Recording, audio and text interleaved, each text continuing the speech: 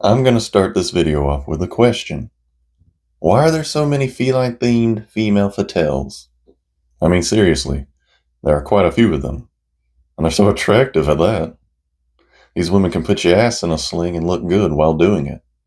Not to mention some of them are technically bad guys. And yet most of the male populace, including myself, can't help but want them, despite their unlawful actions. Is that wrong? Because if it is, I don't think I want to be right. But getting back to it, one of the most popular characters that fall in this category is Catwoman. One of the most recognizable characters in DC, she was first introduced in 1940. That was 84 years ago, and yet she still maintains a dominating presence in the DC universe. I mean, she's a cat burglar, and she looks like this. She'll even flirt with people while she's stealing from them.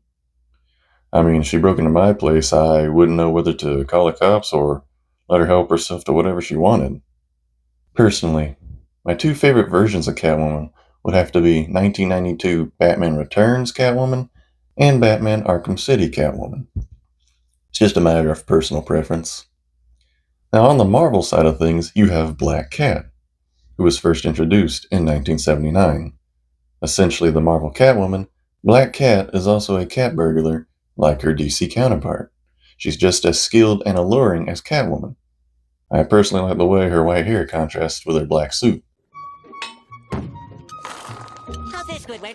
It's beautiful. Seriously, why make her so attractive?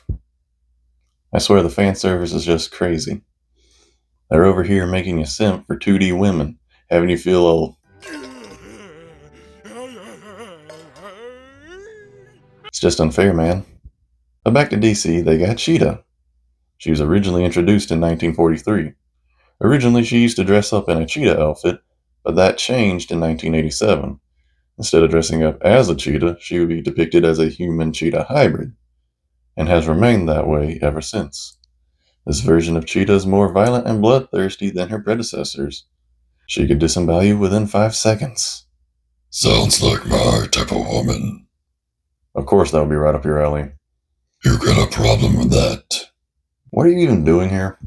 I was bored, but please continue. I'm finding this very interesting. Okay then. Anyways, you got others like Marvel's Hellcat.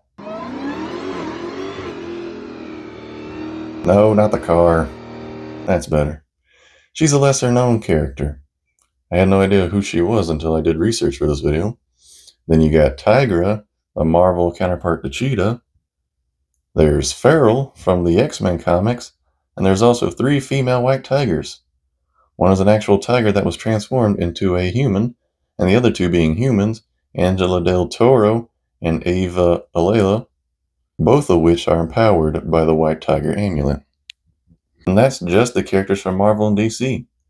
There's still more women like this beyond these 2 franchises. But now it's time for the $64 million question. Why are they all cats? Well, cats are typically associated with femininity. Femininity? Sound like Nemo over here trying to pronounce anemone. Also, cats are very elegant and graceful creatures. Their movements are usually smooth and controlled, as opposed to being abrupt and chaotic. Not to mention, cats are very playful. So when you take these attributes and adhere them to characters such as Catwoman, the results are undeniably tantalizing, therefore causing a strong sense of desire and admiration for these glamorous women that adorn the fictional world. Well, that's enough self-imposed humiliation for me. If you have any thoughts or opinions on this video, or topics you want me to discuss for future ones, drop a comment. But with that, I hope you enjoyed, and I'll see you next time.